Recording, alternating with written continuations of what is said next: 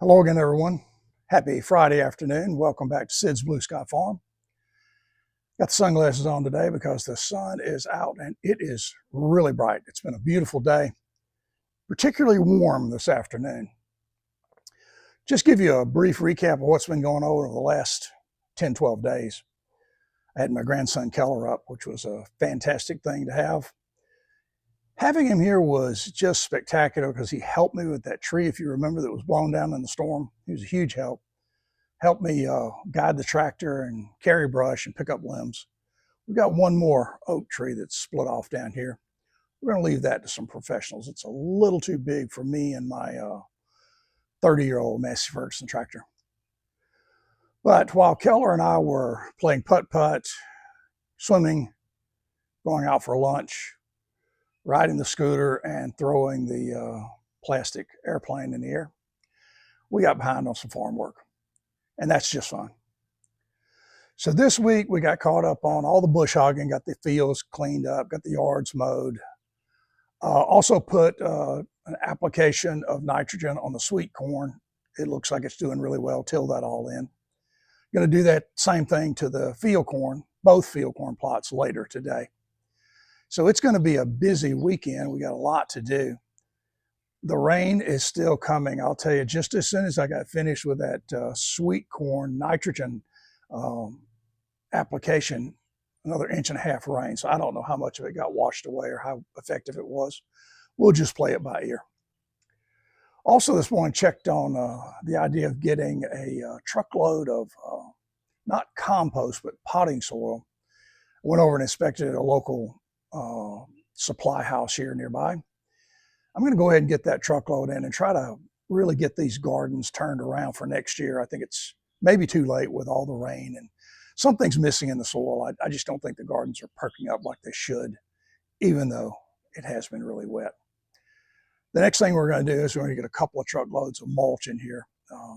We've got 2 or 3 beds that just really need to be refreshed, and we've got 2 that I've never managed to get mulch into. And I think getting mulch in those will help the whole appearance of the yard around the house.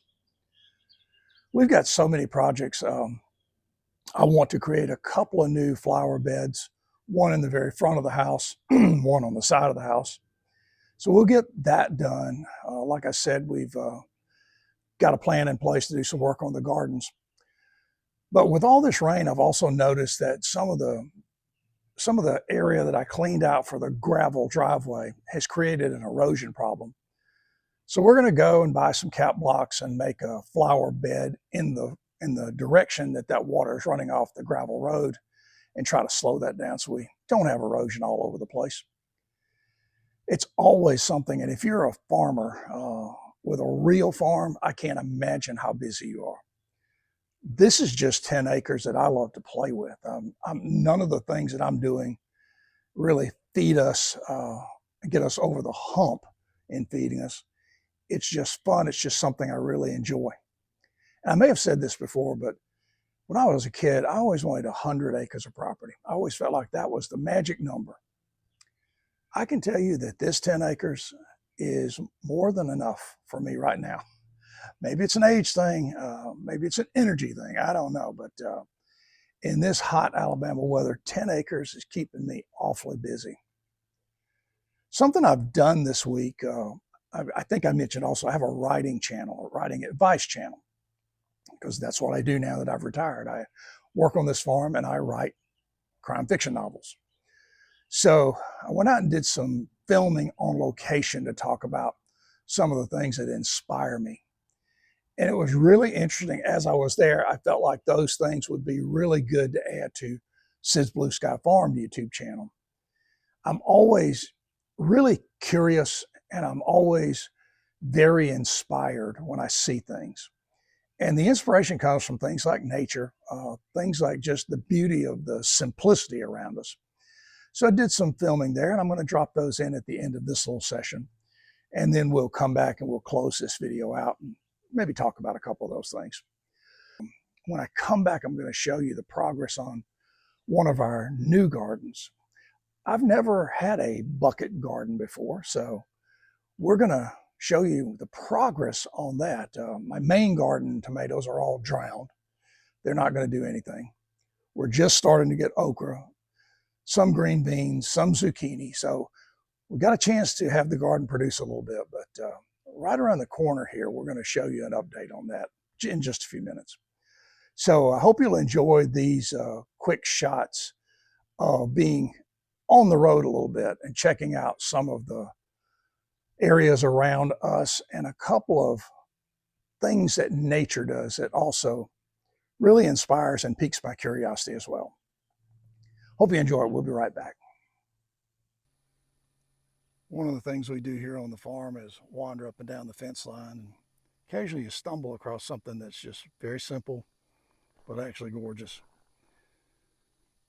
2 gladiolas, one orange, one purple, just growing alongside the road. Maybe this was an old home place. Looks like the house could have been right behind those trees. Maybe someone planted those really beautiful flowers in a front garden, and that's all that's left. Or maybe it was just a part of this building, this old country store. It's right down the street from me, and I happen to know the family.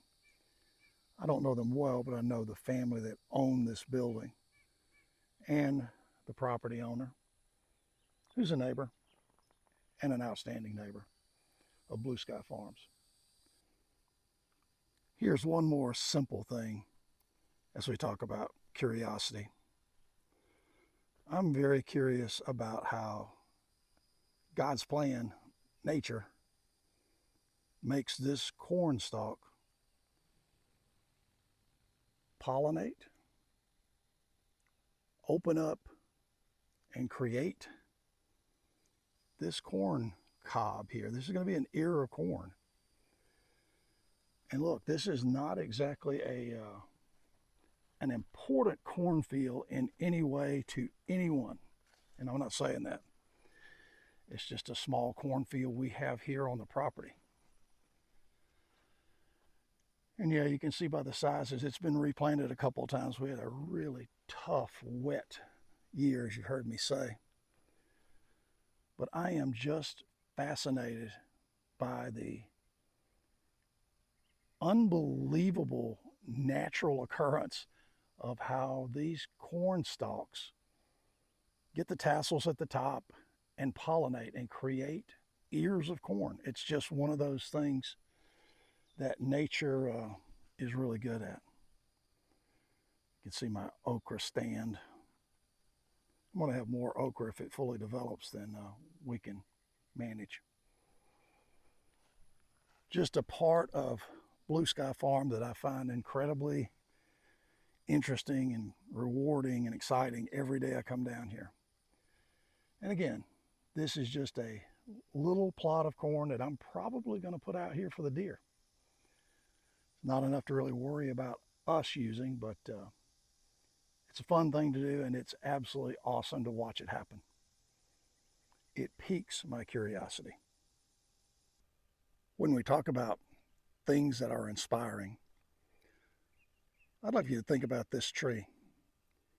It's a giant, a huge magnolia here on our property, and it keeps going and going and going.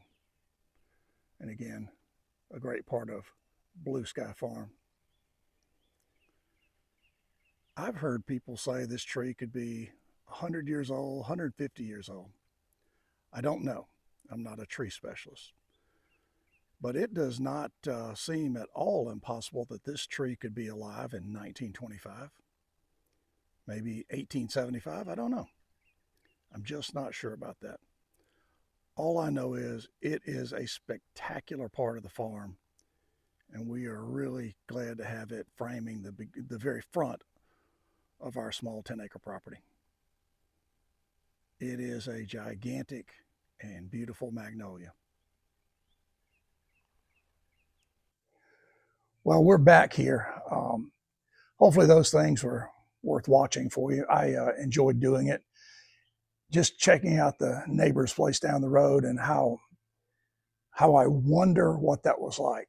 When I was a kid, more than likely, I drove by that old store and Maybe there was a house or wasn't a house. I'll have to ask my neighbor about that later on. And the magnolia in the front yard, man, it's an overwhelmingly gorgeous tree. And I do everything I can to keep a close eye on it, make sure it has no problems. And the other little short snippet you saw there was down in the cornfield. And I'll tell you, if the whole idea of nature and pollination and just how corn works doesn't make you a little bit curious and also put you in a little bit of awe about what the big picture plan is around the earth, then I can't help you. Things like that are really important to me, and they do stimulate my mind. They make my curiosity run, and everything about that is really inspiring. But like we promised, I'm going to show you a quick view of the old bucket garden and how that simple thing maybe has a chance to save our gardening this year. I've got probably an acre worth of, maybe 2 acres worth of garden that's doing nothing. And I've got a couple of pallets over here covered up with buckets, plants in buckets. So we'll go take a look at those real quick. I'll just walk around, grab the camera and show them to you. As you've heard me say many times, this is not a real slick operation here with fancy editing and fancy direction. We just walk around and talk about things. This little bucket garden is just insane. I don't even understand how it's doing so well. Maybe it's a combination of the early sun and the afternoon shade, but 2 varieties of zucchini and then just Better Boy tomatoes are looking awfully good. Even the 3 or 4 watermelon vines in the back there are doing quite well. I'm going to step through here and just show you one other thing. Behind the fence here, you can see that the upper garden has just really not worked out. I'm going to probably till everything except the watermelons under. It's just been so wet, the weeds are out of control, and I'm just about tired of messing with them. So we'll try to put some potting soil, some compost, and really work on that over the fall. And then in the distance there, you see the sweet corn. It's starting to get out of the ground. I think it's going to make it just fine. Rest of the property is cleaned up awfully well. Enjoy the mowing. I tell you, I don't know why riding the tractor with the bush hog attached is kind of one of those things that just gives me a chance to think and reflect and really figure out how lucky we are to be here and how much I enjoy working on this small place. And after I do that, as you know, I love to go down and spend a little time at the pond with my friends, the fish, and a few Major League turtles. We have some other visitors there occasionally, and the snakes are not my friend. We're trying to remove them. That'll all work itself through. As I said, it is a gorgeous Friday afternoon, and once again, you can see why this place is called Blue Sky Farm. It's about as blue as it can be.